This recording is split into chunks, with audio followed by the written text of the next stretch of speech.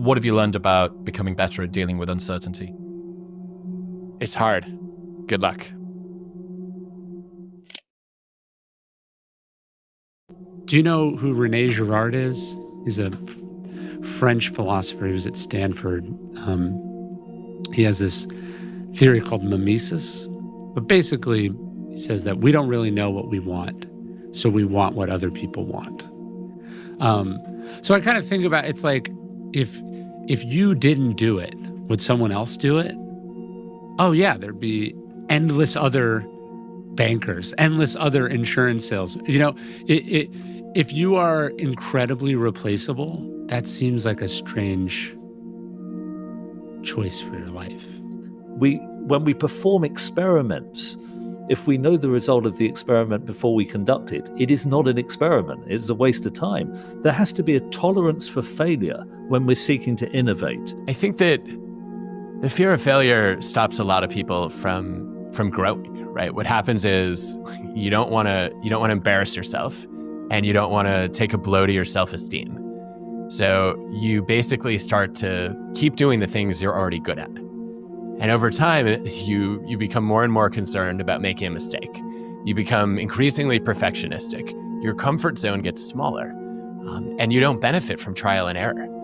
And to the extent that we don't wish to fail, that our self-esteem is bound up with being perfect, we don't take the risks that are at the absolute heart of how we develop as individuals, how science grows, how institutions get better.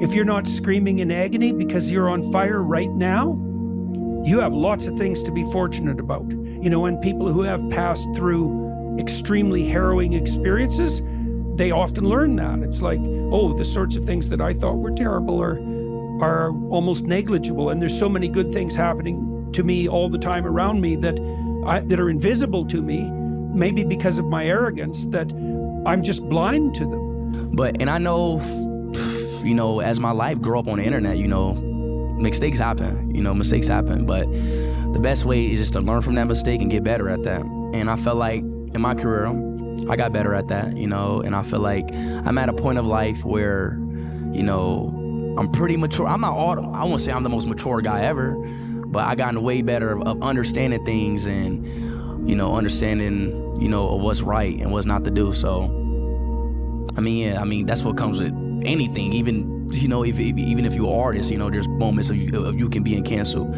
but, you know, it's just part of life, man.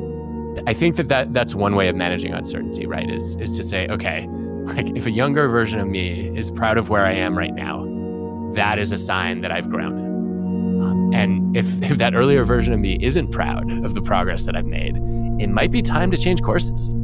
If you believe in yourself, like, and you actually believe, not just like, oh, I believe in myself because I was told by Chris and Jesse on a podcast too. Like, if you genuinely believe in yourself, you are 75% already there towards your goals. Like, you will accomplish them. If you believe yourself, put in the work, it's done. And we're just going to start getting stuff done. And what we get done, we get done. And what we don't get done, we'll do tomorrow or the next day. Sometimes you have to put yourself into neutral. And he's like, and you have to give yourself space because you can't run at 100 miles an hour.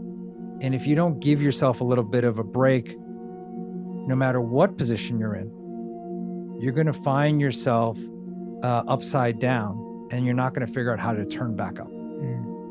You're the only one that can pull yourself out and like save yourself. Like, truly, there might be people that can help you. You can lean on, you can count on them always, talking you off the ledge or whatever it might be, helping you. But at the end of the day, there's one person that can truly make a decision and do things for you, and it's yourself. And you have no choice but to make those decisions, as uncomfortable as they are and scary as they are.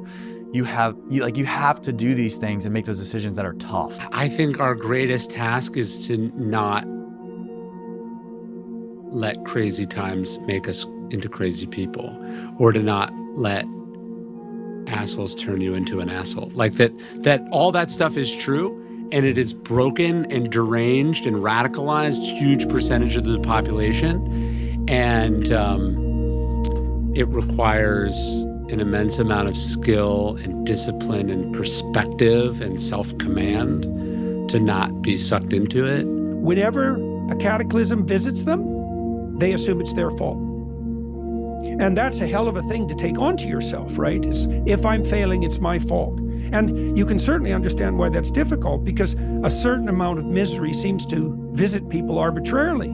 But there's almost no failure, regardless of how arbitrary, that you can't learn from. And there isn't anything better that you can do with failure, no matter how unjust, than to learn from it. Look, we're all gonna fail in a few things if we are pushing ourselves. And I think expecting that makes it a lot easier to stomach. And so as a general attitude, how did I go wrong here is a hyper useful existential stance. Maybe today you need to just say, tomorrow's another day, and tomorrow will probably be a better day. And today we'll do what we can